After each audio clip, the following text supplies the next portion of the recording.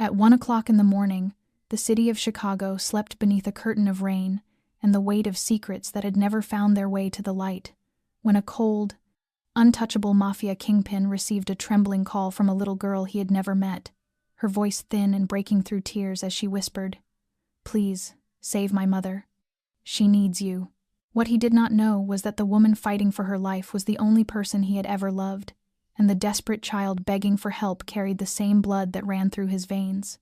Tonight, love and violence would collide, and the heart he believed he had buried years ago would be dragged into its final battle. Thunder rolled softly along the edge of the sky, and the pale glow of the streetlights cast long reflections over a city soaked in rain. On the 40th floor of a high-rise overlooking the Chicago River, Lucas Vance sat alone in his darkened penthouse, with nothing but the rain and the weight of his own breath to keep him company. In his hand, a glass of amber whiskey mirrored a face the world feared, yet when confronting himself, all he saw was a hollow man fractured in places no one else could see. The glowing clock on the wall blinked 1 in the morning. He should have been asleep, but like so many nights before, sleep no longer came to him, not after what he had lost. Not after Emily had walked away 6 years ago. Lucas remained there, his finger tracing the rim of the glass as if trying to hold on to the fragile stillness in his chaotic life. Nights like this were always dangerous, because when the city fell silent, the past began to whisper. His phone vibrated once, the sharp sound slicing through the quiet. Lucas frowned. No one dared call him at this hour. Those who once tried rarely lived long enough to try again. But there was something in that gentle vibration, something trembling and fragile and urgent enough to stir a buried instinct inside him, compelling him to pick up, instead of ignoring it. He answered, his deep voice low and cold as steel. "Who is this?" What came next froze his entire world. A child's voice, soft and uneven, filled with fear and sobs, whispered through the line, "Please, save my mother. She needs you." Lucas dropped his whiskey, the glass shattering across the marble floor, yet he heard nothing except the pounding of his own heart, heavy and relentless.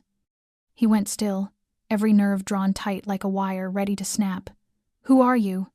he asked again, his voice gentler now, trembling with a premonition he didn't dare name.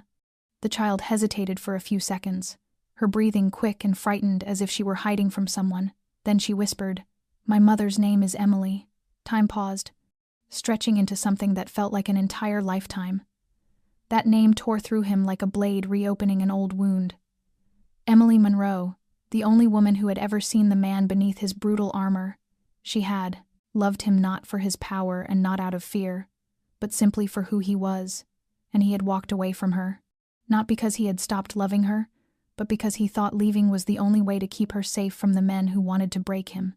Now her name returned like a ghost dragging claws through his chest. "Where is she?" he demanded. But before the answer came, the call died. No signal, no voice. Lucas called back once, then again, nothing. Only the cold ring echoing into the night like bullets driven into his heart. He pressed the phone to his forehead, eyes shut, jaw clenched. That tiny voice, that name, that desperate plea. It could not be a coincidence. Something inside him, something he believed had died long ago, began to rise again. Lucas stood, his heavy footsteps echoing across the empty room. Shards of glass cracked beneath his shoes. He looked toward the tall window, seeing the reflection of a man who once controlled the underworld, but could not control his own heart. "Emily," he murmured, her name slipping from his lips like a forbidden truth he had spent years burying. Outside, lightning split the sky like sharpened blades. Somewhere in that rain-washed city, the woman he once loved hovered between life and death, and a child, if his instincts were right, his child, was calling out for him. Lucas opened a drawer, pulled out a cold, familiar handgun, its weight fitting his palm as though he had never set it down.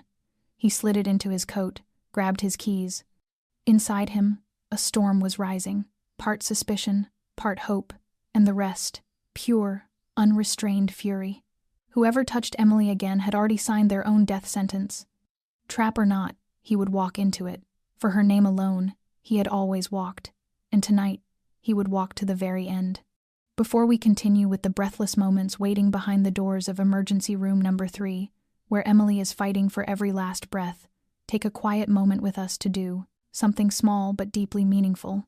If your heart stirred at the sound of that child's trembling voice, if Lucas's footsteps through the rain made something inside you fall silent with emotion, please do not forget to subscribe, to like, and to share this story with someone you care about.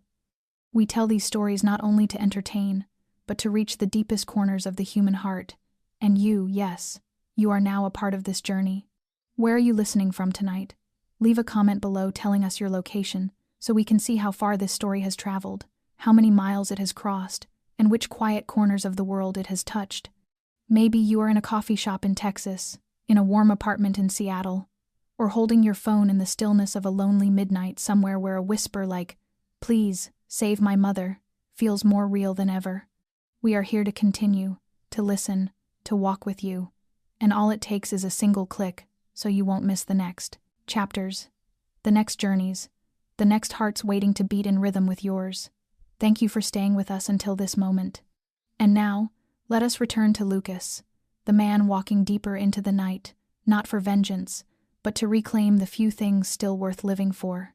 The engine of the Cadillac Escalade roared like a wild animal awakening in the middle of a storm. Lucas gripped the steering wheel tightly, his eyes fixed on the rain weaving itself across the windshield. Each drop felt like a reminder of what he had lost, of decisions that once seemed right, but had turned into fatal cuts. In his mind, only one sound echoed over and over, the fragile voice of the little girl. That thin thread of a voice had somehow pulled him back from the edge of a pit he had lived inside for far too long. "Please, save my mother." The plea carved itself into him like a mark etched into stone. The rain grew heavier, pounding against the glass in relentless waves like a drum urging him forward. The GPS indicated that the last signal from the call came from the south side of the city, near Street Anthony Hospital, a place that had once been part of Emily's world before she vanished without a trace. Lucas had never believed in coincidences, especially when they involved her name. He pressed the accelerator, the car slicing through empty streets, its tires tearing through puddles with the same ferocity as the anger rising in his chest. Inside him, a storm of questions churned without answers. Who was the child? How had she gotten his number? Why call at that exact hour on that exact night, under a sky heavy with rain at 1 a.m? Everything felt too precise, too intimate, as if someone out there knew him down to the bone. Yet what frightened him most was not the possibility of a trap, but the realization that he had left her alone for far too long. 6 years without news, 6 years without a letter, without a voice, only a stretch of silence so long it had begun to feel as if Emily had never existed at all. But she had, so vividly, so undeniably, and she had mattered more than anything. A red light blinked ahead. Lucas braked, though his heart did not slow. As the car paused at the deserted intersection, a memory rose without warning, the image of Emily on the last morning they had spent together, her dark brown hair tousled from sleep, her eyes soft with warmth, and her whisper gentle and unguarded. "If one day you have to disappear, do not let me regret loving you." Yet he had let exactly that happen. Not just regret, but a pain that had stretched itself across the years. The light turned green. Lucas accelerated. His phone rested on the passenger seat, silent and unmoving, but each time he glanced at it, he prayed it would ring again. He needed to hear that voice once more. He needed to know if the little girl was safe, if Emily was still breathing, or had already become another name on the list of those he could not save. 10 minutes later, he pulled into the underground parking garage of Street Anthony Hospital, a worn but still functioning facility where flickering fluorescent lights cast the space in an exhausted pallor. He stopped the car, turned off the engine, but did not step out immediately. The rain kept hammering the roof, forming a blurred curtain over the windows, as though hiding something from him. He sat for a few seconds, hand resting on his gun, his eyes lifting to the rearview mirror. There, he saw his own face, hard, expressionless, yet beneath the surface, an unmistakable worry clung to his gaze. Lucas drew a breath, opened the door, and let the storm swallow him whole. His footsteps, firm and deliberate, echoed across the slick concrete, ringing through the hallway like the footfall of fate itself. He entered the emergency reception area. The air was cold and sterile, thick with the sharp scent of disinfectant that pressed against his chest. A young nurse looked up, and the instant her gaze met his, wariness flickered across her eyes. She knew who he was. Lucas spoke only one question, his tone level and sharp as a blade. "Emily Monroe, where is she?" The nurse hesitated for a few seconds before glancing toward the end of the hallway. "Trauma room number 3. She was brought in less than 20 minutes ago. Critical condition." Lucas murmured a quiet thank you and moved quickly. His heart pounded like a war drum, each step sending a rush of blood through his veins. Not from fear, from hope. Hope that after all these years, he still had a chance. Hope that the desperate call in the rain was not the final echo of the woman he once loved. The door of the emergency room swung open with a heavy sound that matched the weight gathering inside his chest. Lucas stepped in, drenched by the rain, his shoes leaving uneven taps on the cold hospital floor. The room glowed stark white, its harsh fluorescent light making the woman on the bed appear pale, nearly drained of life. Emily. Even after 6 years, he recognized her instantly. Her once dark, soft hair was now tangled, matted with sweat and dried blood. The face that had once brought him peace was marred with bruises, a long cut above her brow, still seeping slow droplets of red. A thin oxygen tube rested beneath her nose, and the steady beeping of the heart monitor filled the room, each beat like a pulse of memory stirring inside him. Lucas stood motionless, his eyes unblinking. Over the years, he had imagined countless ways they might meet again, perhaps in a coffee shop by chance, or passing one another on a busy street. Never like this. Never an Emily lying still on the razor edge between life and death, in a cold emergency room in the middle of a stormy night. His hand tightened at his side as a flood of unanswered questions surged within him. Who had done this to her? Why? And why, after all these years, had Emily returned like a wound from the past, tearing open to make him bleed once more? Lucas stepped closer, slowly, as though a single careless footstep might cause her to vanish. He sat on the edge of the bed and reached out, intending to touch her hand, but he faltered. His fingertips were still cold with rain, and his palms had held more blood than he cared to remember. He did not dare let those hands touch her. Not now. Not when she was this fragile. A long breath escaped his chest, not from exhaustion but from the fire burning inside him. The voice from the phone echoed through his mind like a fated incantation. "Please, save my mother." Who was that child? Why had she called him? And how had she known his number, when he had lived like a dead man for 6 years, hidden behind iron walls built from the shadows of the underworld? The door eased open, and a small figure appeared in the doorway. Lucas turned, and his gaze met a pair of wide, rain-soaked eyes shimmering with fear. A little girl, perhaps 5 or 6 years old, with softly curled brown hair and a worn blue knit coat, clutching an old teddy bear to her chest.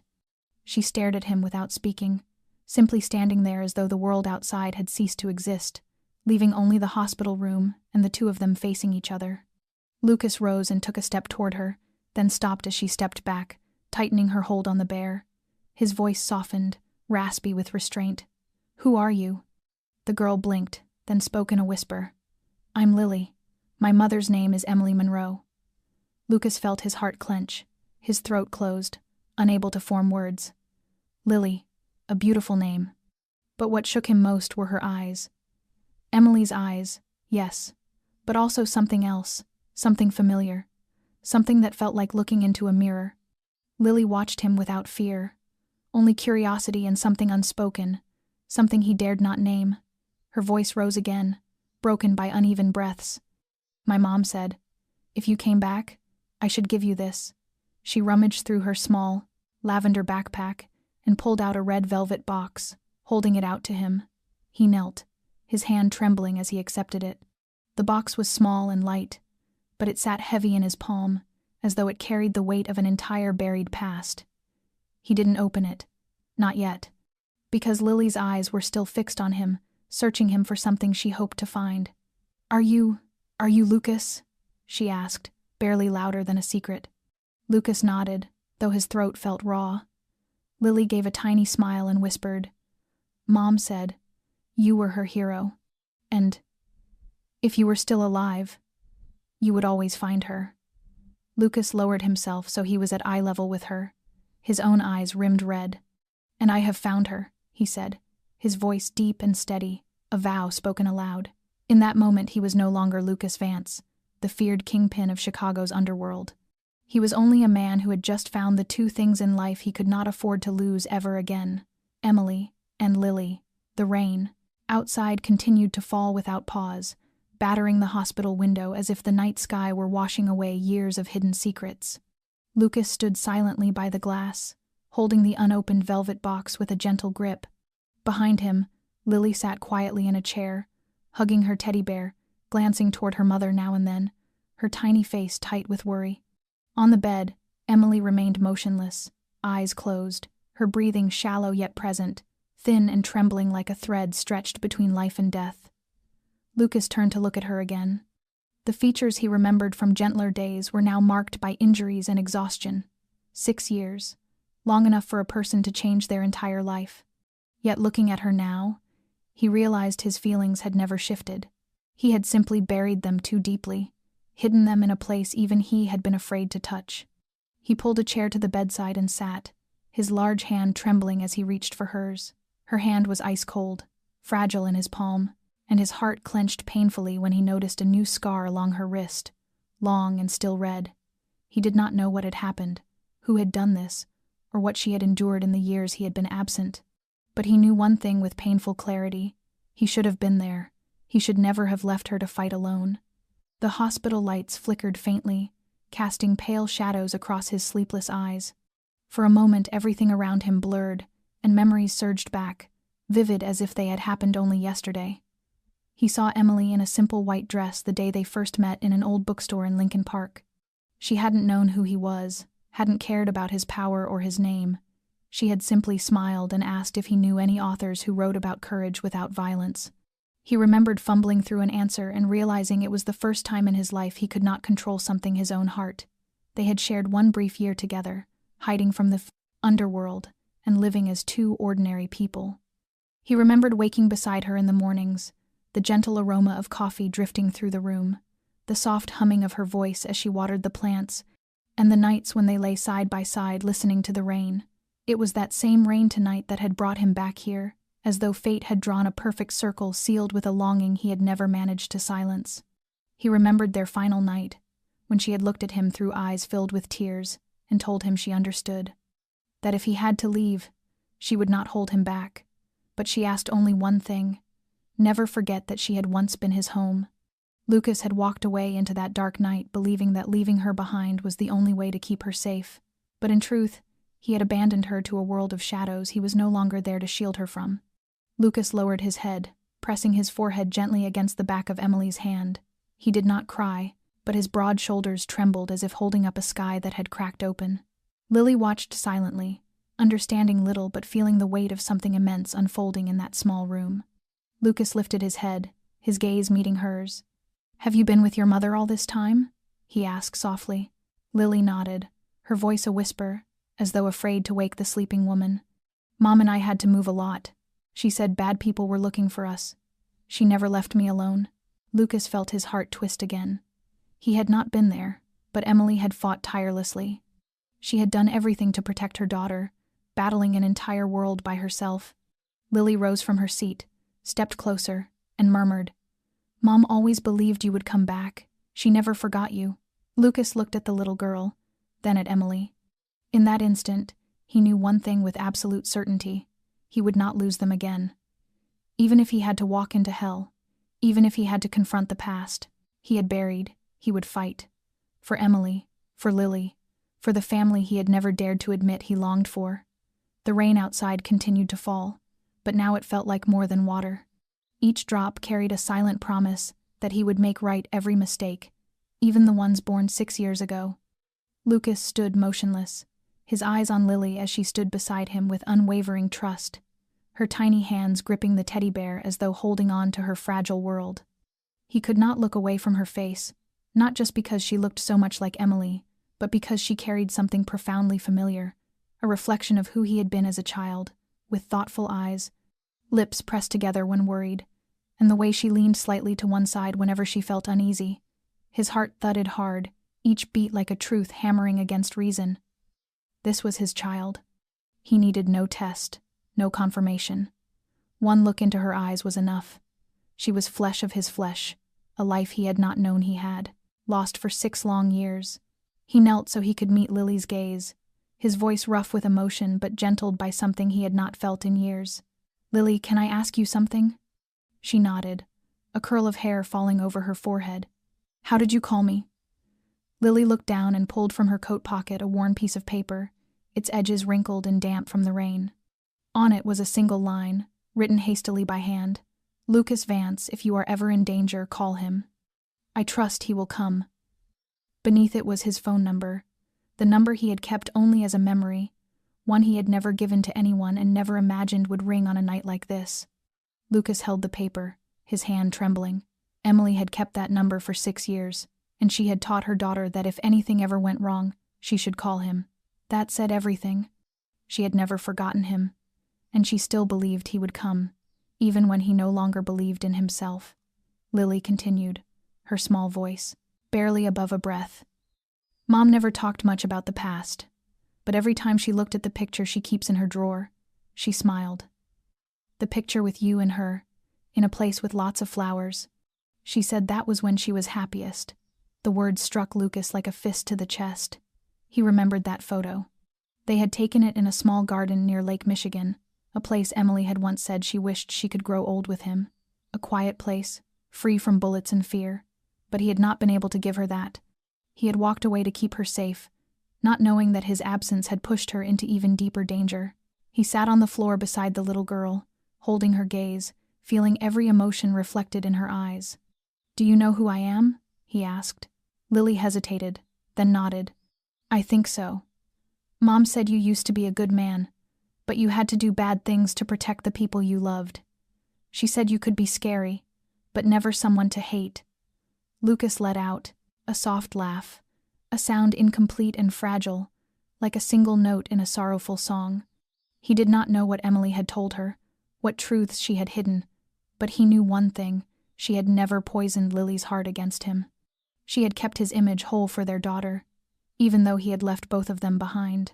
Lucas extended his hand toward Lily and waited in silence. The little girl looked at him for a moment, then slowly placed her tiny hand in his. The feeling nearly broke him. That small, soft, warm hand carried a strength that needed no words, as if the whole world he thought he had lost was now resting in the cradle of his palm. "Are you afraid of me?" he asked gently. Lily shook her head, her eyes shining beneath the dim lights. "No, I think you're good. My mom believed that, and now I do too." Lucas tightened his grip ever so slightly, as though afraid that if he let go, everything would dissolve like a dream. He knew he did not deserve this trust, but he also knew that from this moment forward, he would do everything in his power to earn it. In the quiet that followed, while the rain continued falling outside, something new began to grow inside that hospital room between a man once cold as iron and a little girl with eyes carrying the sorrow of 2 generations. It was not forgiveness. It was a beginning, something that had never existed in the blood-stained world of Lucas Vance. It was fatherhood. Lucas remained seated, holding Lily's small hand as if it were the final thread tying him to the world of the living. Emily lay still behind him, and every time the monitor beeped in its steady rhythm, he felt as though he had been granted one more chance to breathe. The hospital room no longer felt cold. For a fleeting moment, it felt like a forgotten home finally lit again after years of darkness, but that fragile peace lasted only a few minutes. Lucas heard footsteps in the hallway, footsteps that did not belong to doctors or nurses, nor to visitors. They were the kind he had known all his life, a dry, weighted sound trying and failing to hide its presence, the footsteps of predators. He rose instantly, shielding Lily behind him, his eyes fixed on the door. His instincts had never lied to him. The door burst open with a violent crack, slamming against the wall as 2 figures stormed in, dressed entirely in black, faces covered, metal glinting in their hands under the harsh fluorescent lights. No questions, no hesitation. They had come to kill. Lucas pulled Lily behind the medical cabinet, motioning for her to stay silent. One of the attackers charged toward the bed where Emily lay unconscious, but he never reached her. Lucas had already moved the moment the first shadow appeared. From the blind corner, he seized the nearest attacker, locking his arm around the man's throat in less than 3 seconds. The sound of snapping bone rang sharp and dry, and the body collapsed like a dropped sack of sand. The second man whirled around, drawing a gun from his coat, but Lucas was too familiar with the pace of a close-quarters hit. He grabbed a metal tray from the counter and hurled it, striking the man's arm and sending the gun clattering to the floor. Before he could recover, Lucas closed the distance, striking his wrist and driving his knee hard into the man's stomach. They crashed to the floor, and within seconds, the second attacker lay stunned, gasping for air. Lucas snatched the fallen gun, pressed it to the man's temple, and spoke in a voice deep and cold as forged steel. "Who sent you?" The man groaned, half-conscious, muttering something incoherent. Lucas squeezed the trigger, sending a bullet through the man's shoulder. The scream echoed off the sterile walls. "I don't know the name. I only got paid by a man with salt and pepper hair. He said his name was Nathan." Lucas stepped back. The name struck him like lightning. Nathan. The older brother he had believed dead 5 years after an ambush. Impossible, or perhaps not. In their world, death was often just another mask. Lucas stared down at the fallen man, then turned to Emily. Her face remained peaceful, but he knew that peace would not last. This hospital was no longer safe. They knew she was here, and if Nathan truly stood behind this, then this was only a warning. Lucas hurried to Lily, crouching to meet her eyes. "Lily, we have to leave now. Staying here is too dangerous." She did not cry or question him. She simply nodded with a quiet bravery far beyond her years. Perhaps 6 years on the run with her mother had taught her never to expect safety for long. Lucas quickly called for a nurse, demanded an emergency transfer without explanation, and left behind an old military identification number he had used many years before. He ordered that Emily be moved to a private medical facility nearly 20 miles outside the city, a place where a doctor who owed him his life still worked under the radar. When the stretcher arrived, Lucas took Emily's hand one last time before leaving the room. "I won't let anyone touch you again. I swear it." Then he squeezed Lily's hand, guiding her past the 2 unconscious bodies and into the dim hallway, where flickering lights mirrored the uncertainty of their future. But he did not walk alone this time. His daughter walked beside him, and he finally had something worth fighting for. The rain still poured, as if the sky itself were raging over the city. Lucas carried Lily in his arms, wrapping his coat tightly around her small body to shield her from the cutting cold. Under the trembling streetlights and the fading wail of distant sirens, the 2 of them melted into the wet night like wandering shadows. In the ambulance behind them, Emily lay secured on the stretcher, her face pale as paper, the monitor's faint beeps marking time with agonizing slowness. There was no time left. Lucas knew that. If Nathan had made his move, he would not stop now. He would not allow Emily to live. And if Lily truly was Lucas's daughter, a truth he had sensed from the moment their eyes first met, then she, too, would never be spared. In the world he came from, the existence of a child was a threat to the secrets men would kill to protect. Lucas climbed into the ambulance, seating himself beside the stretcher, his hand never straying far from the gun hidden beneath his coat. Lily sat wrapped in a thin blanket at his side, her eyes fixed on her mother. She did not cry, but Lucas knew her heart was filled with 100 unspoken questions. There were things he could not answer yet, things he did not fully understand himself, but he knew one thing with unwavering certainty. Tonight, they had to leave Chicago. Right now. The ambulance turned onto a narrow road leading toward the Western Highway, its tires grinding hard against the rain-slick pavement. Lucas handed the driver a slip of paper containing the coordinates of a dollar-rated private medical outpost on the outskirts of the city where Dr. Grayson was on night duty. He was the only man in the medical field whose life Lucas had once saved, and the only one he trusted not to ask questions. The driver said nothing, only nodded and accelerated, the vehicle trembling beneath the relentless drum of rain against the metal roof. But Lucas knew that the silence of the night was not always peace. Through the rearview mirror, he saw 2 dark cars without headlights trailing behind them. Close, too close, their movement perfectly synchronized. They were not police, and they were not coincidence. Lucas tightened his grip on his gun, his eyes darting around the ambulance, measuring distance, calculating every possible scenario. He had survived far worse situations, but never before with a child beside him, and never with the woman he loved fighting for her life just a few feet away. The ambulance suddenly lurched left as one of the pursuing cars pulled ahead, slamming sideways to push them off the road. The driver braked hard, and Lucas's body pitched forward. Lily let out a small gasp, frightened, but she did not scream. Lucas wrapped an arm around her, holding her close while keeping his eyes on the two men who jumped out of the car, one wielding a metal rod and the other drawing a gun. He could not let them get close. Lucas swung open the back doors of the ambulance and ordered the driver to veer sharply in the opposite direction. In an instant, he leapt out, one arm holding Lily and the other raising his gun to fire 2 rapid shots into the tires of the car, blocking them. The gunfire cracked through the storm-soaked night, freezing the world for a heartbeat. One of the attackers fell. The other cursed and fled. Lucas ran into the woods beside the road, each step sinking into mud and cold water. But he did not stop. He could not. Every footstep behind him was a countdown to life or death. Every thunderclap overhead was a reminder that time was slipping away. He had to get Lily and Emily to safety, no matter the cost. In the forest, the wind tore through the branches, whipping them across his face, his hands, his shoulders, leaving stinging cuts that bled beneath the rain, though he barely felt them. Lily trembled in his arms, yet clung to him without a sound, brave, like her mother. Lucas spotted an abandoned shack tucked among the dense trees, its rusted tin roof sagging and its wooden door swollen with age. He kicked it open, set Lily down, and pulled a dusty old blanket over her small frame. In the darkness, with the storm raging outside, Lucas stepped away and switched on his phone's locator, sending a signal to Grayson with a short message. "We need the clinic. Follow this beacon." And he added only 2 final words. "Emergency." Lucas dropped beside his daughter, breath heavy, heart pounding like battle drums. He knew this was merely the opening chapter, and this rain-soaked night would stretch much longer than he had expected.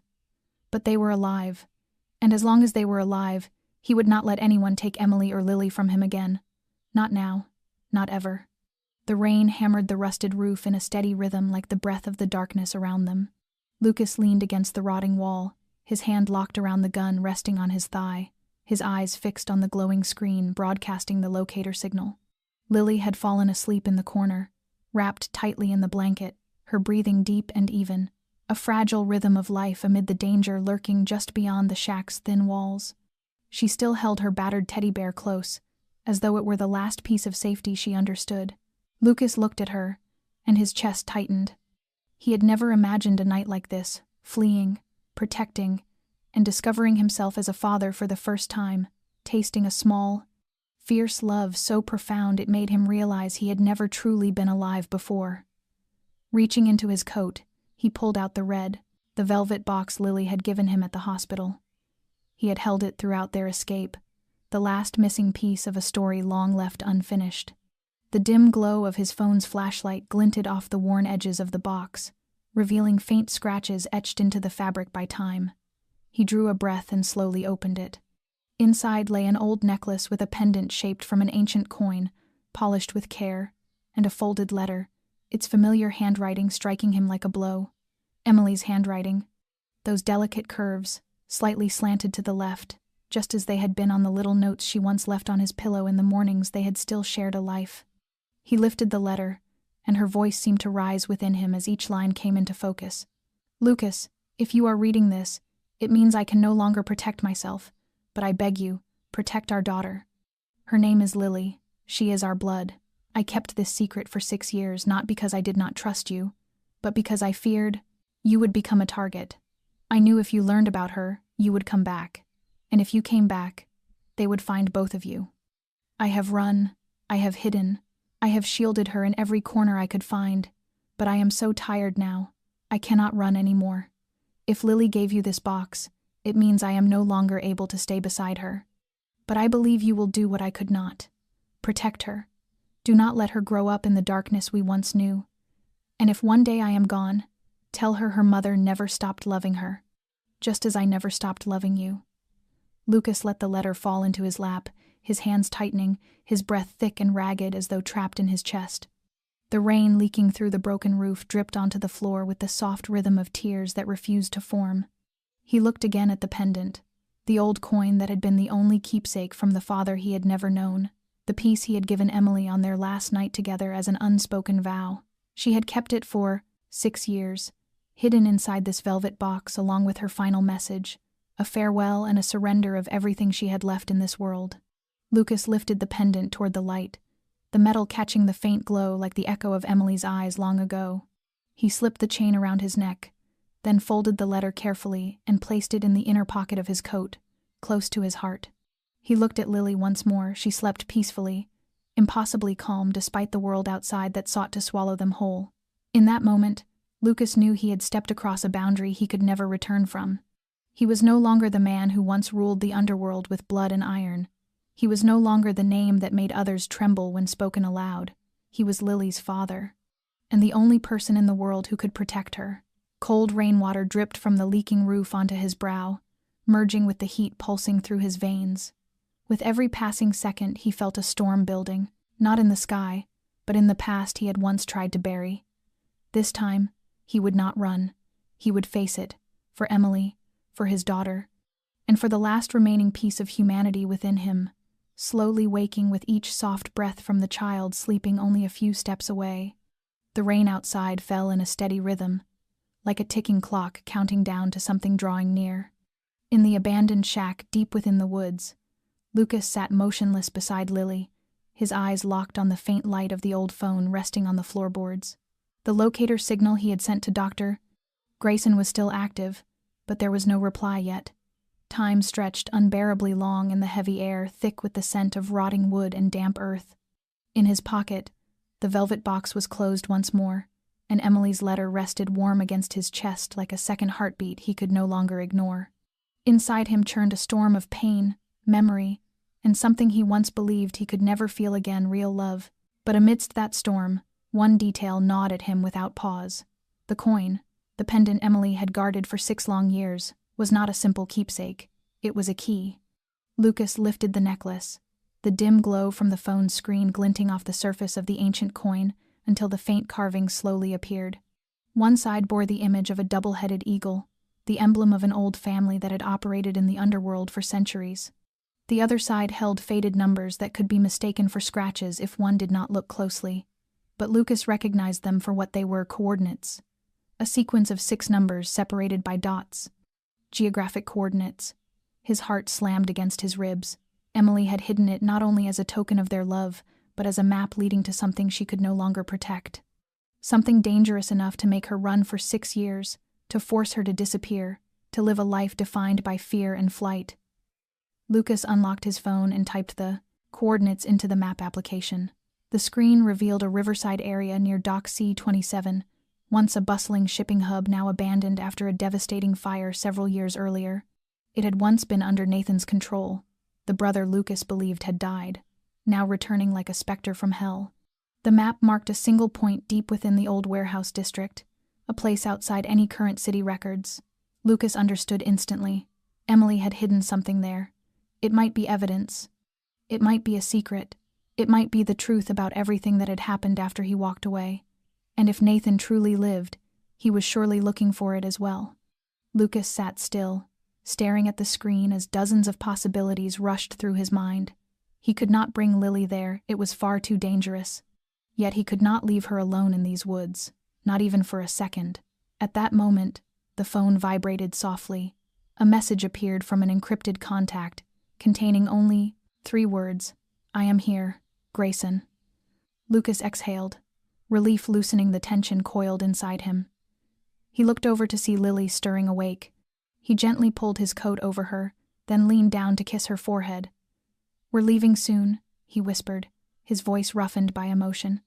Moments later, the distant rumble of an engine echoed through the forest, a pair of headlights sweeping across rain-soaked trunks. Lucas lifted Lily into his arms and moved quickly toward the black SUV parked along the dirt path. The door opened, and an older man with silver hair stepped out in a simple lab coat, his expression tight with concern. "What did you bring with you?" Grayson asked, his voice wound tight as wire. Lucas did not answer immediately. Instead, he placed Lily into the doctor's arms before opening his coat and revealing the necklace, the coin's etched symbols glinting faintly. "This leads to something she kept hidden for 6 years. I have to go there, but I need you to get Emily and Lily somewhere safe first."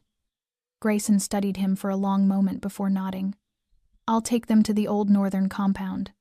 There are still a few people there who believe in you." Lucas clasped the doctor's hand. gratitude burning in his eyes. He turned to Lily, kneeling to pull her into a fierce embrace, feeling fear for the first time in his life at the thought of leaving someone behind. "Are you going to be all right?" he whispered. Lily nodded, her eyes wide and wise. "I trust you. Mom does too." Lucas rose and walked into the darkness without looking back. In his pocket, the pendant was cold as stone. But he knew the thing waiting at the coordinates was not just a secret. It was the truth, and truth always demanded a price. This time, he was willing to pay it even with his own life. Dock C-27 lay silent beneath a veil of fog, heavy with the scent of salt and vapor rising from the icy river. Rows of gray warehouses stretched along, cracked concrete paths where dim yellow lamps cast weak halos of light that barely reached a few feet ahead. This place had once been one of the busiest cargo centers in the city, but now stood abandoned except for starving rats and a darkness thick enough to swallow sound. Lucas parked several buildings away, killed the engine, and watched through the frost-laced windshield. In his hand he held the necklace, the coordinates etched into his mind like a map burned into iron. He could not afford to drift even a fraction off course. Every step he took now was not merely a search for hidden truth, but a walk back through time. Prying open the door Emily had protected with her life for 6 unrelenting years. Lucas drew his gun, checked the chamber, and tucked it against his belt. Every movement was precise, stripped of hesitation, as though his body understood it might be preparing for its final confrontation. He stepped out of the car, the night wind slicing across his face, carrying the metallic scent of rust and memories that had never truly slept. Dock C-27 had no security cameras and no guards left after the Great Fire all those years ago. But Lucas knew well that places the world forgot were often the ones hiding the largest secrets. He moved quickly past rows of rusted containers, ears tuned to every whisper in the darkness. There were no voices, only the clatter of loose cables knocking together in the wind, and the soft slap of waves brushing against the concrete embankment.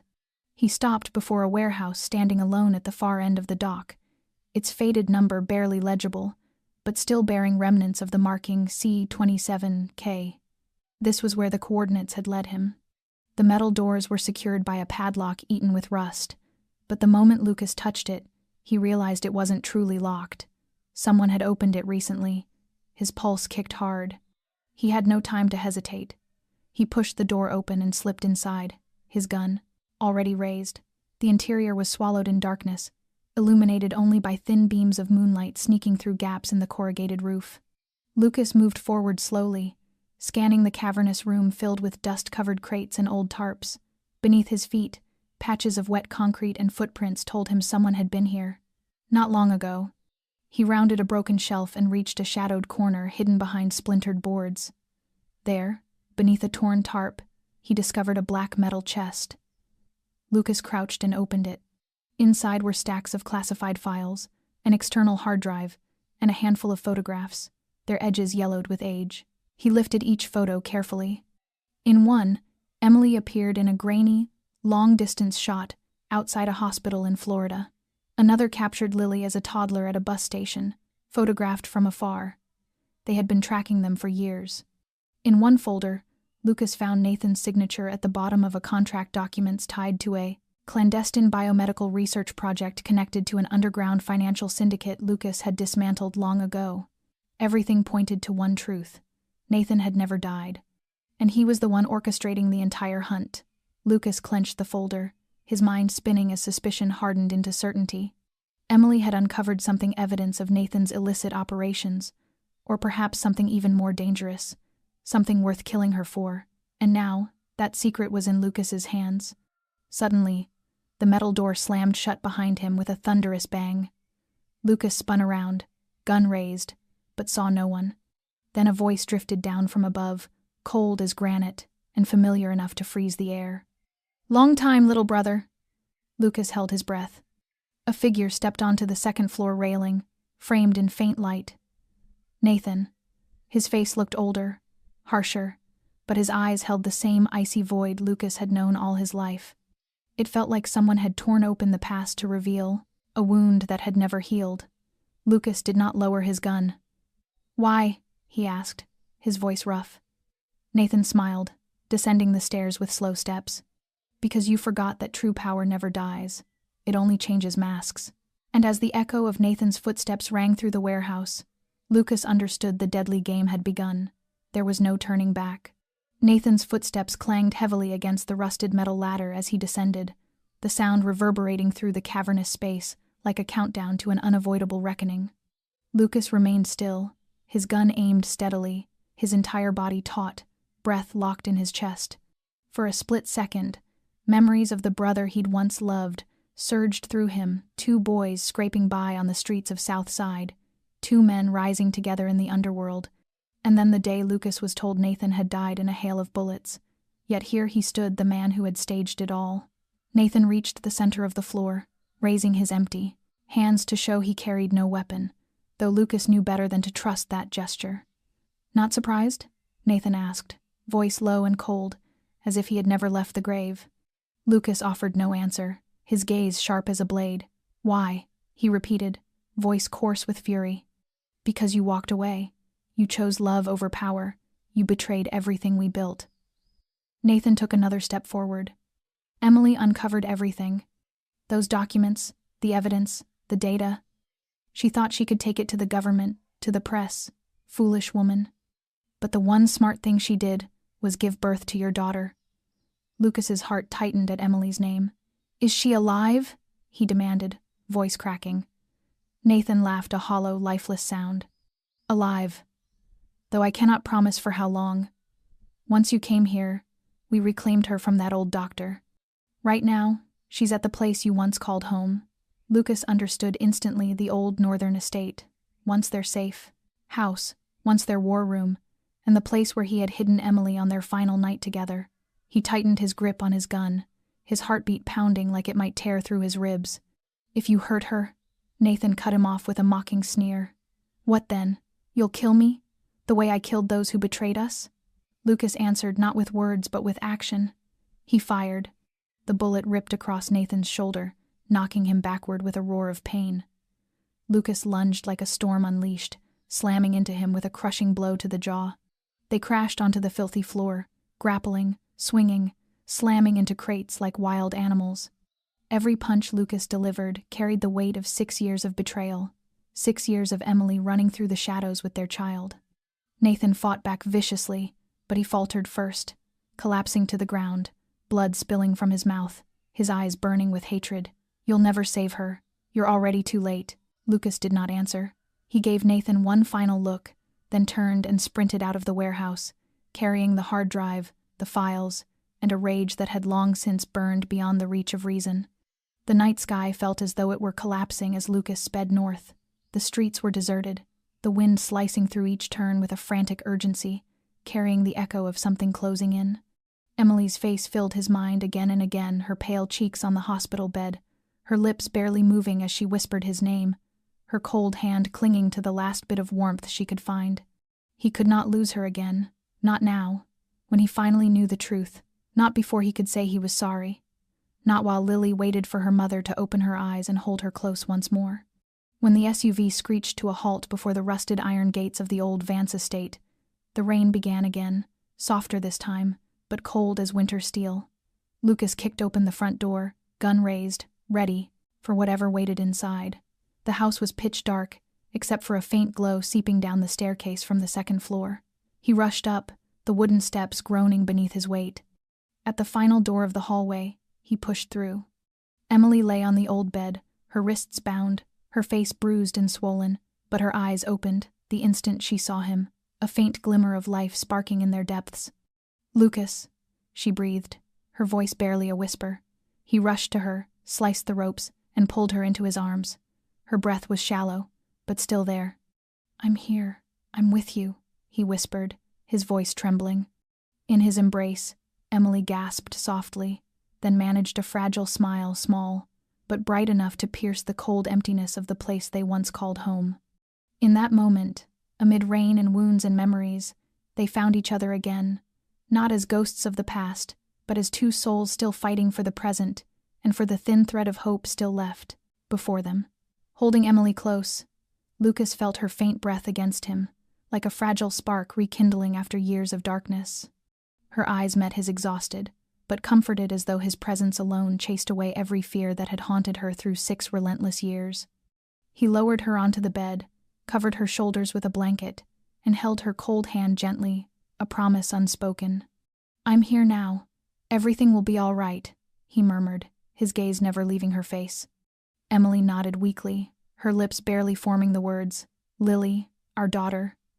Lucas's expression softened, certainty shining in his eyes. "She's safe. She's with Grayson. I got her somewhere protected." A tear slipped from the corner of her eye, whether from relief or exhaustion, he could not tell. Yet Lucas knew she had carried the weight of that fear alone for far too long, and now she could finally let some of it rest on him. But the moment of fragile peace shattered instantly when a faint click echoed from the metal clock on the bedside table, a soft snap like a switch being thrown. Lucas jerked upright, scanning the room. Danger crawled over his skin like ice. He stepped to the table, and in the dim light saw a small device pulsing with red digital numbers counting down. 60, 59, 58, explosives, a timed charge already armed. Lucas turned, lifted Emily into his arms with as much care as urgency would allow. "They planted a bomb. They want to erase everything," he muttered as he moved swiftly into the hall, each step heavy with dread. The staircase groaned beneath his rush, the countdown merging with the rhythm of the rain hammering the windows. He burst out the front door, running through the storm as his coat soaked through with rain and cold sweat. The SUV waited where he'd left it. Lucas lowered Emily into the back seat, buckled her in, then jumped behind the wheel. The engine roared as he slammed the gas pedal, tires carving through, puddles in wide sprays. The ticking in his mind continued. 43, 42. As the vehicle cleared the iron gates, an explosion ripped through the night behind them. The earth shook, a shockwave hurling debris skyward, lighting the night with a bloom of fire. Through the rearview mirror, Lucas saw the old estate engulfed, flames curling into the sky, collapsing the decayed walls that had once sheltered them both. He gripped the wheel tightly, jaw clenched, eyes fixed ahead. Behind him lay a past reduced to ash. Ahead was a future he would fight for with every breath left in him. Emily coughed faintly from the back seat, her voice barely stronger than wind. "They knew you'd find me.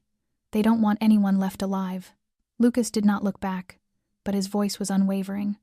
"They failed. You're still here, and I won't let anything touch you again." The rain thickened, heavy drops hammering the windshield as if trying to erase the road and everything behind them. Lucas veered onto the highway, mind churning. The explosion wasn't just to cover their tracks, it was a message. Nathan wanted Lucas to know the game was far from over. If he had left this warning, he would not stop now. Lucas needed a safe place for Emily, needed to reunite her with Lily, but first he had to be sure no one was following. He pulled out his phone, activated an encrypted signal, and sent a code to the last functioning address in his old network, a hidden safe station buried beneath the northern sector of the city. Impenetrable without the precise access key, Emily drifted in and out of consciousness behind him, her breath shallow but steady. Lucas glanced into the mirror, his expression softening when he saw her still fighting, still holding on. The explosion at the estate was not merely an end, it was the spark that ignited the true war. This time, Lucas would not run. He had Emily, he had Lily, he had the truth. And with those, he finally had a reason to walk into fire. Lucas brought the vehicle to a stop inside an abandoned tunnel leading into the old safe house buried beneath the northern edge of the city. It had once been built to withstand large-scale purges in the underworld, and its heavy steel door groaned as he entered the access code before swinging open to reveal a long corridor lit by dim amber lights. He guided Emily inside, her steps unsteady but her eyes clearer now, life slowly returning after a brush with death. He led her to a soundproof, fortified room equipped with a bed, medical supplies, and a private power line. Gently, he lowered her onto the mattress, adjusted the IV line, and pressed a soft kiss to her forehead. "You need rest. I'll be right back," he whispered, resolve burning fiercely in his voice. Emily gripped his hand, eyes locking onto his with a warning she didn't have the strength to speak. Lucas nodded, he understood. He stepped out, sealed the room with his own access code, and let the weight of the truth settle deep around him. The enemy wasn't just outside. It might already be closer than he ever imagined. Lucas moved into the control center of the safe house, where the old computers still ran reliably on an independent power supply. He connected the hard drive he had taken from the warehouse to the main console and began opening file after file, lines of code and encrypted folders painstakingly locked by Emily's own hand. Beneath layers of security lay a vast archive of data, lists of underground transactions, the names of financial entities laundering money, covert surveillance images, and even medical records tied to an illegal biological experiment that Nathan was leading. But what made Lucas freeze was not the evidence itself. It was the list of participants. Among them was a name he never expected to see: Grayson. Dr. Grayson, the one man Lucas had trusted with the lives of Emily and Lily. In that instant, it felt as if the world had been pulled out from under him. All the scattered fragments of doubt snapped together into a nightmare that suddenly made perfect sense. The times Grayson dodged questions, the way he appeared exactly when needed, then vanished without a trace, and the fact that he was the only one who knew Lucas's movements over these past years. Lucas's heart hammered in his chest. There was no time left to hesitate. He grabbed his phone and dialed Grayson's encrypted number. The ringing went on, then cut off. No answer. He tried again. The same empty silence. It was not bad reception. It was a deliberate refusal. Lucas turned back toward Emily's room, pulling up the safe house security feed. The image on the screen turned his blood to ice. An empty room, an empty bed. No one there. Emily was gone. Lucas bolted out into the corridor as if driven by a blast of Arctic air. Sprinting past doors he kicked open one after another, finding only emptiness and stillness. No signs of forced entry. No alarms triggered. Someone had shut down the system from within. Whoever had done it knew the security protocols intimately, and the only person besides Lucas who knew all the access codes was Grayson. He stopped in the middle of the hallway, breathing hard, his fists clenched so tightly his knuckles went white. This time, there was no doubt. Grayson had betrayed him. And he had taken Emily, not to save her, but to deliver her. Perhaps to Nathan, perhaps to someone even higher in the food chain. The motive no longer mattered. The truth was that Lucas had entrusted the woman he loved most to the wrong man, and this time the price could very well be her life. He returned to the control room and activated the secondary tracking system hidden deep beneath the main interface. A small red dot began to move across the city map. It was the signal from the tracker Lucas had hidden in Emily's necklace before leaving the estate.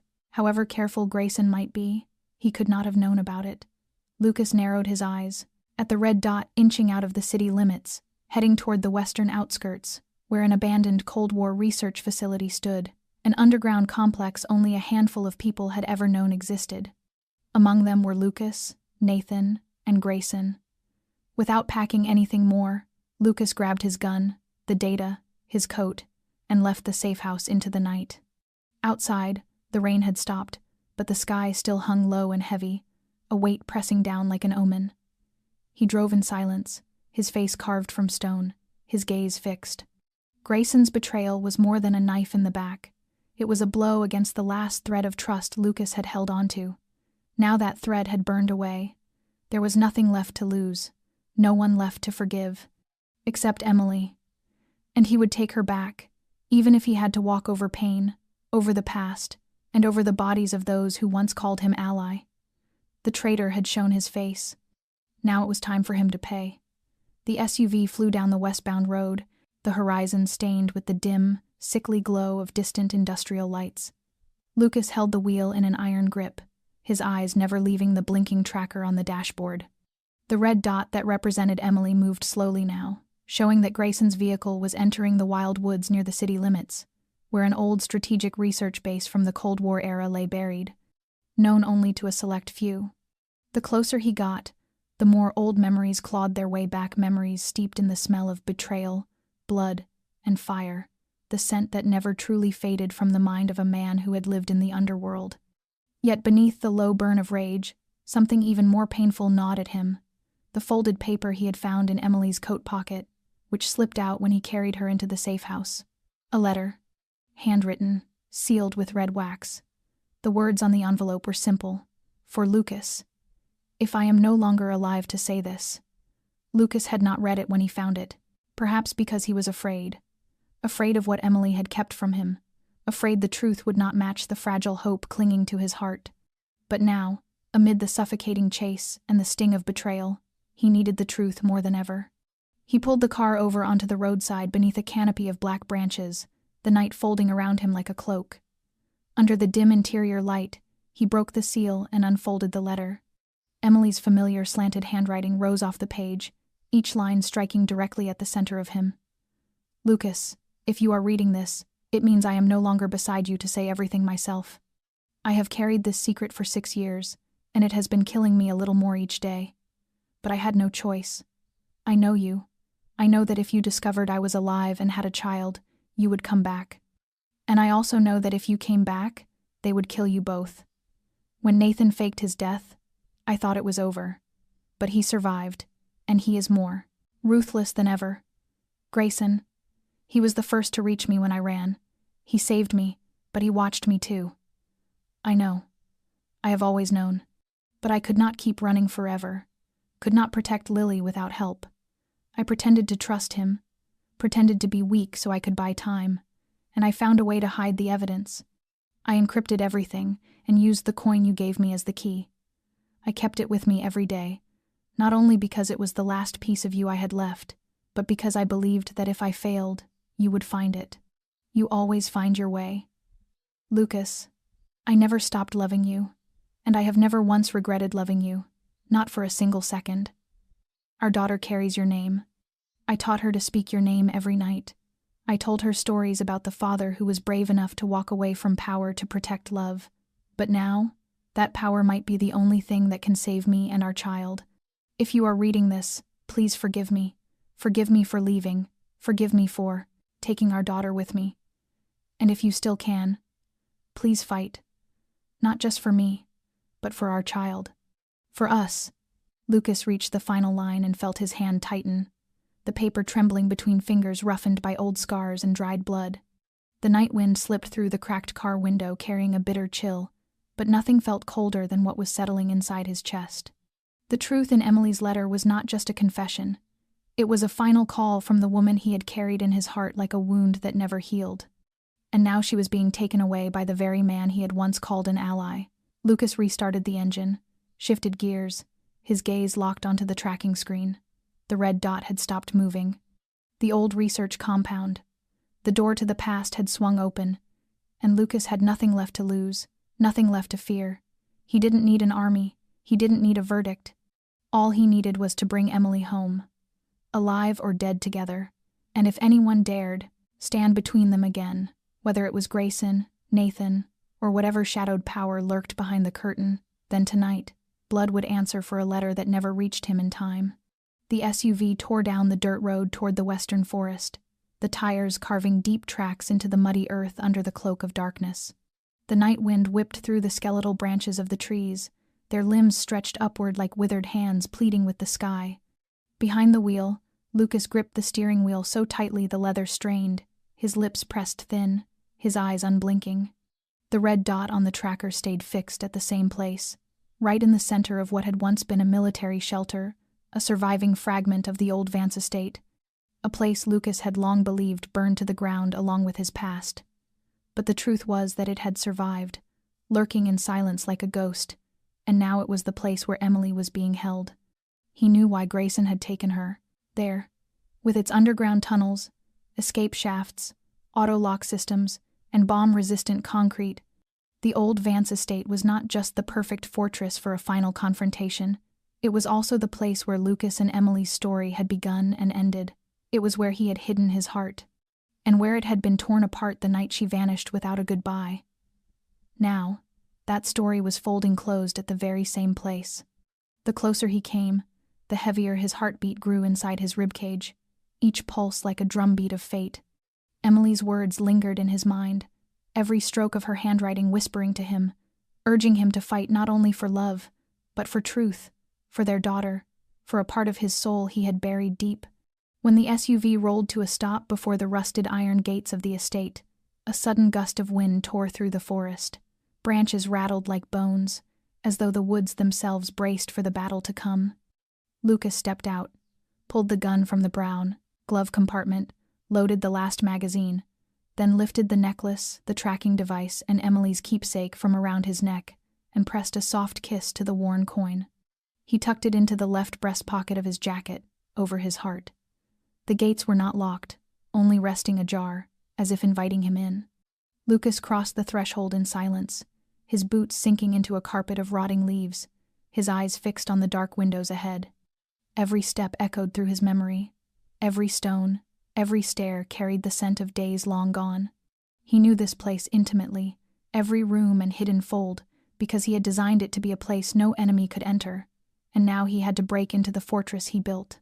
The front door hung open just enough to show a sliver of shadow. The stale smell of mold mixed with old smoke hit him at the doorway, stopping him for a single breath. Then he moved on.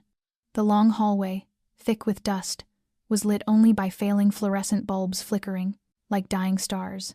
No voices, no footsteps.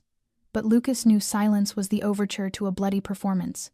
He went straight to the central control room in the basement, where the surveillance system covered every corner of the estate. A touch of his finger brought the monitors to life. One camera showed a dark room with an iron bed and a still figure lying on it. Emily. Lucas did not hesitate. He sprinted out, crossing the creaking corridor, each step weighted with the gravity of memory and fear. He reached the heavy steel door, his hand trembling slightly as he entered the code.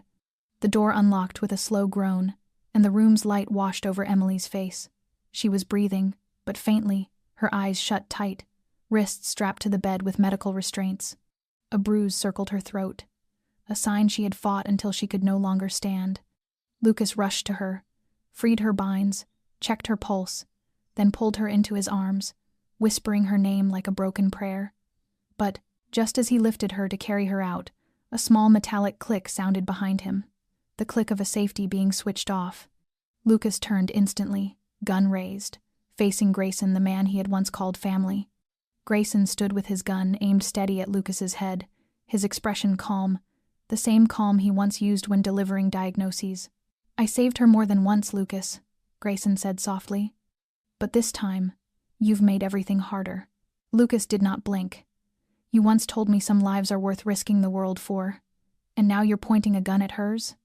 Grayson's head tilted slightly, a shadow of old sorrow crossing his face. "I believed that once, but this world no longer has room for belief, only choices, and I chose the side that will survive." Lucas felt something inside him still. There were no words left. And in that suspended second, amid the hum of machines and the trembling light, a single blink became the spark that ignited everything. The final battle inside the old house had begun. No retreat, no negotiation, only one last journey, and a heart that would stop beating if he arrived so much as a breath too late.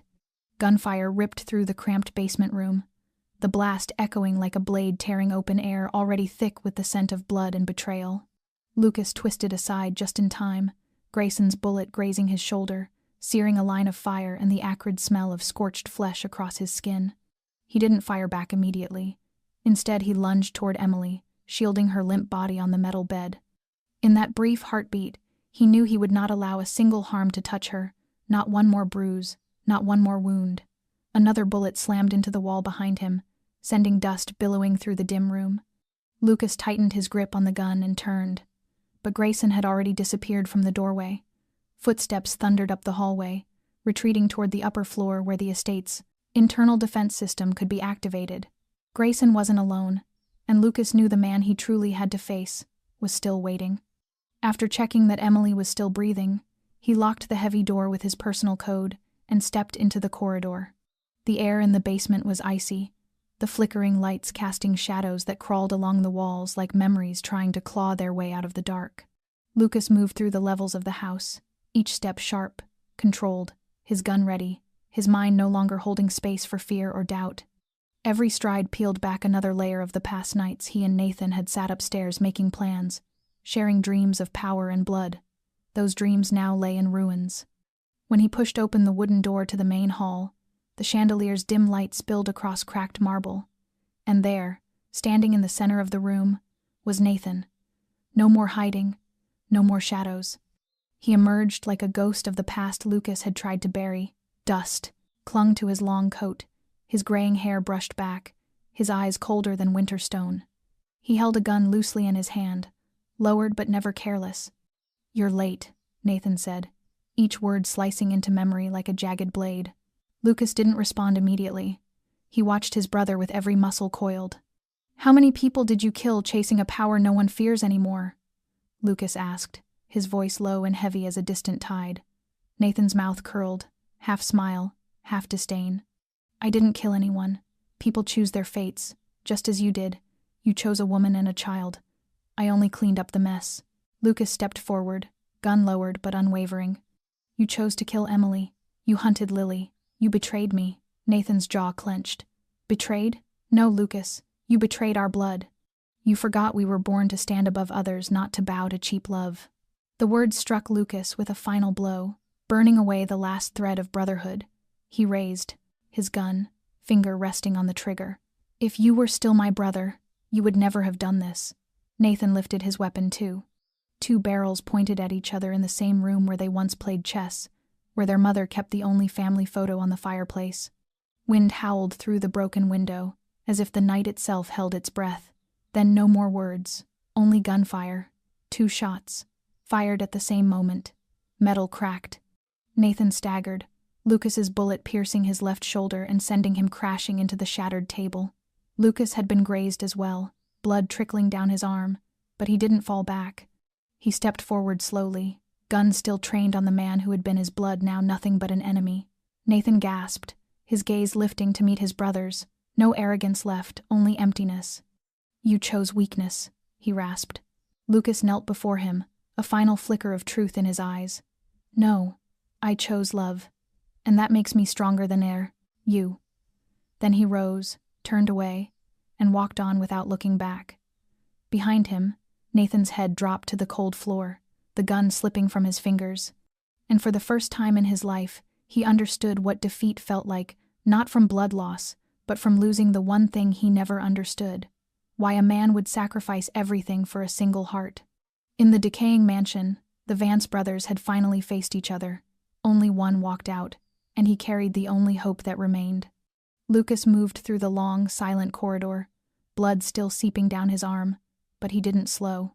Behind him, Nathan lay in his own blood, eyes open but empty, the void of a man who had lost everything. Lucas didn't turn back. The only person he needed to return to was below, waiting in the basement, not in power or fear, but in unconditional love. When he opened the steel door again, the cold white light fell across Emily's pale face, faint but alive, carrying a fragile glow of hope. Lucas sat beside her, cupping her cheeks with his hands, calling her back from the edge in a voice barely stronger than a whisper. "Emily, it's me. Open your eyes. You need to see how this ends. You need to live to know it won't repeat again."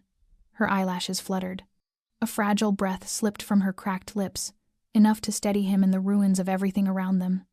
He bent and pressed a kiss to her forehead, a promise and an apology 6 years in the making. In that moment, Lucas felt something shift inside him, not the pulse of hatred, but the quiet beat of choice.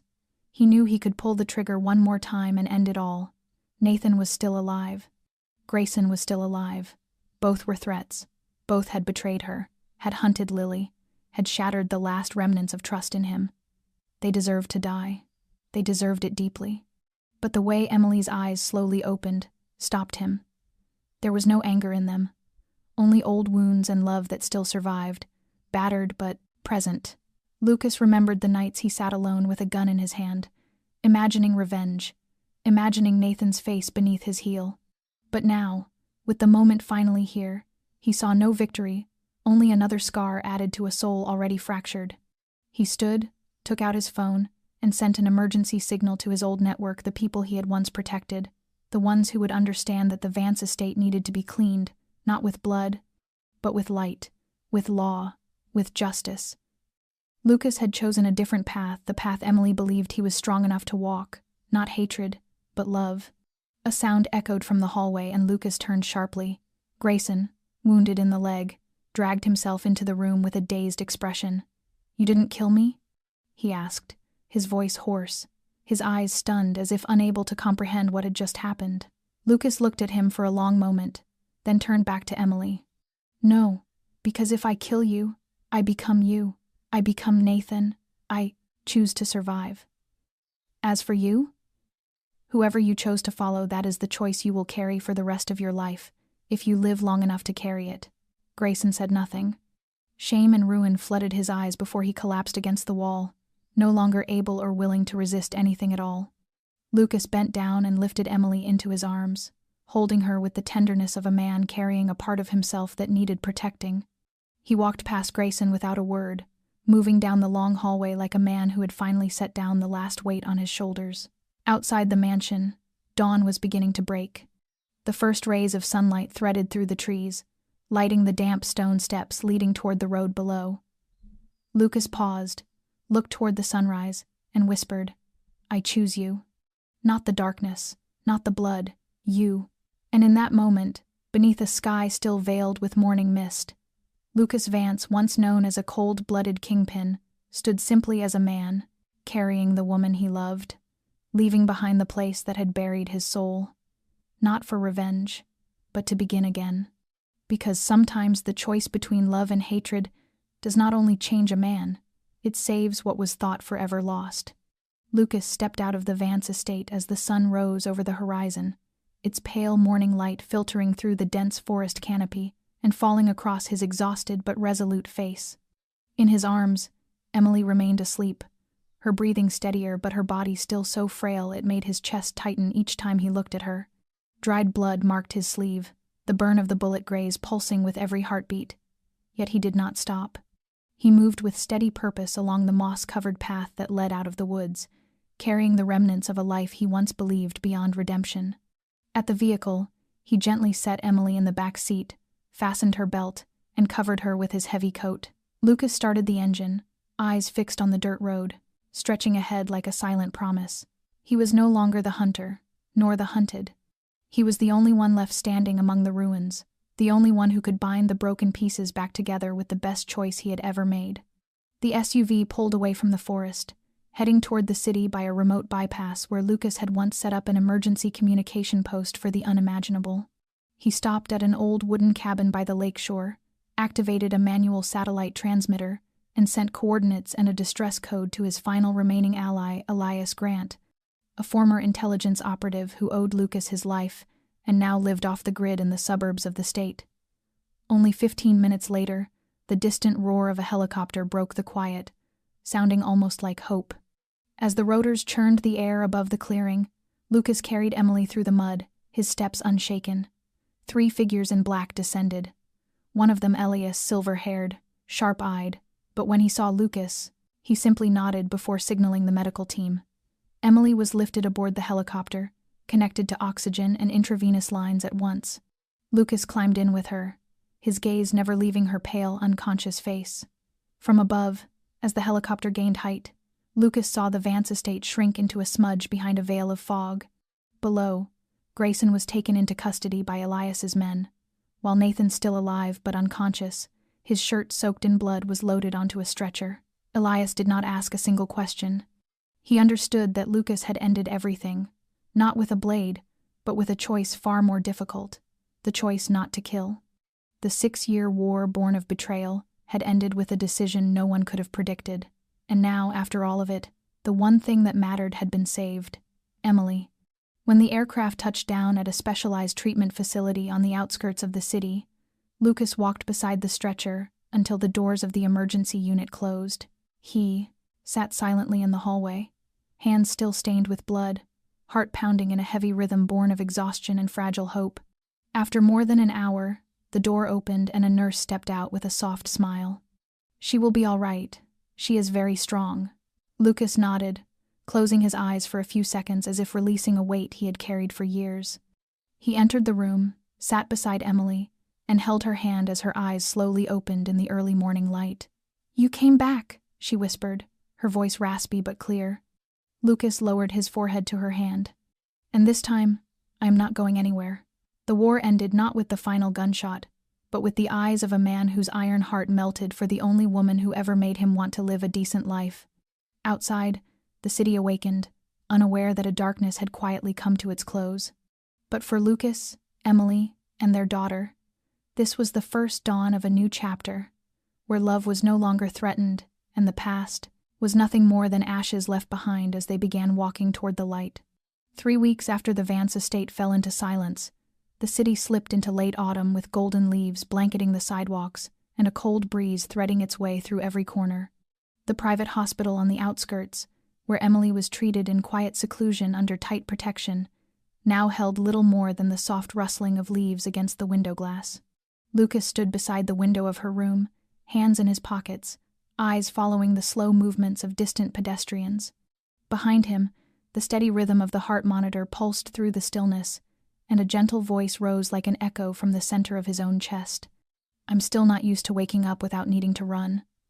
Lucas turned, his gaze softening, and walked toward the bed where Emily sat propped against a pillow, her face carrying more color now, and her eyes no longer lost in the same faraway darkness he had found her in. "Then start getting used to it," he said, half teasing, half solemn, though his tone felt more like a vow.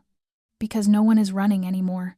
Emily watched him for a long moment before reaching out and touching the fresh scars on his hand. "You could have killed him, Lucas. And Grayson too. But you didn't. Why?" Lucas tightened his hold on her hand, his eyes locked on hers. "Because if I killed them, I wouldn't be me anymore. I'd go back to the man who lost you in the first place." Emily nodded slowly, her eyes glistening, not with sorrow but with the kind of relief born from something thought dead, yet quietly waiting to return. Trust. The door swung open and Lily burst in, hair tied slightly crooked, wearing an oversized jacket, but her smile bright as sunrise. "Mom!" She rushed to Emily, wrapping her arms around her, then turned and embraced Lucas too. The three of them held onto one another in a silence that said more than words could ever touch. Sunlight streamed in through the window, falling across their shoulders like a blessing on everything that had survived the storm.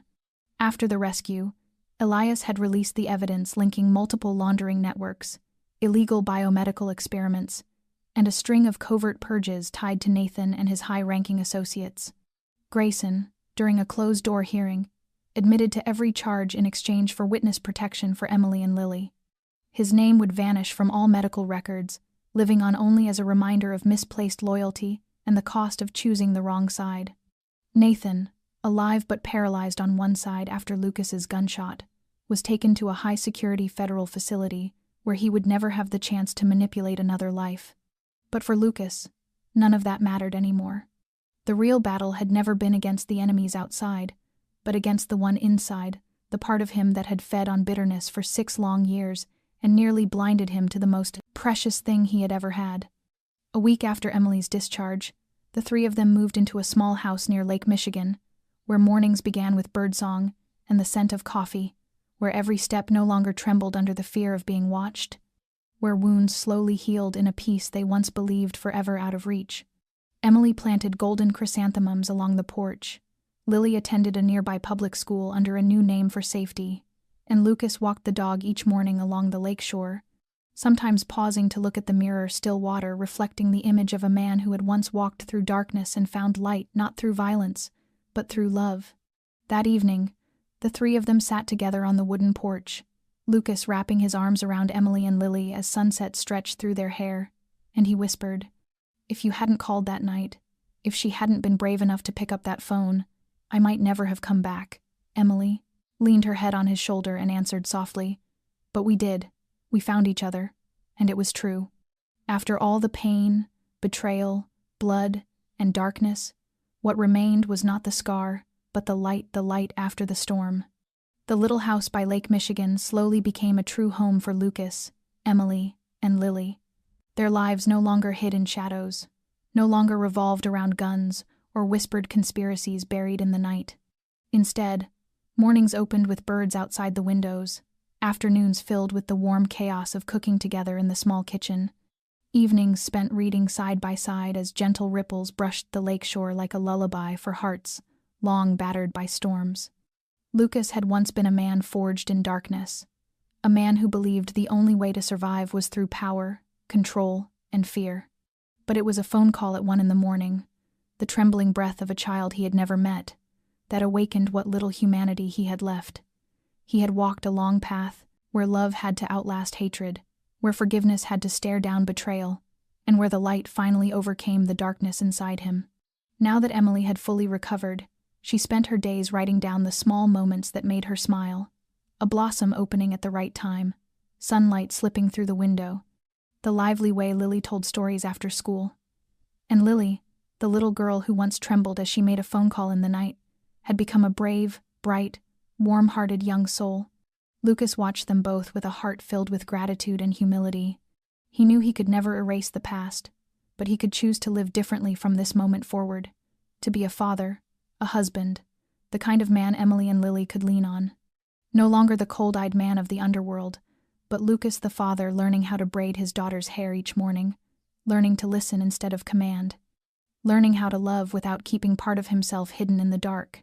His story was not only one of wrongdoing and redemption, but a journey of trust reborn, of love triumphant over what once seemed impossible. We all carry a bit of darkness inside us, mistakes and regrets that follow us like shadows, yet it is the choices we make each day that define who we truly become. In the end, what matters is not how many times we fall, but whether we have the courage to rise, to change, and to begin again. My friend, thank you for staying with us until the very last moment of this story. How do you feel after witnessing Lucas's journey? Did something in this story move you, touch a place in your heart, remind you of your own life, or the life of someone you love? We would be honored to hear your thoughts from deep within your heart. Leave a comment below and share your reflections so we can connect, heal, and grow together through stories filled with humanity like this one. And please remember to subscribe to our channel so you will not miss the touching, inspiring videos we share every day. Like and share this story if you feel it carries value and might speak to someone else's heart as well. We promise to bring you more warm, meaningful, and heartfelt content to walk with you through every moment of life. Goodbye for now, and see you in the next video. Wishing everyone watching this a life of good health, serenity, joy, and days filled with gentle peace. Until very soon.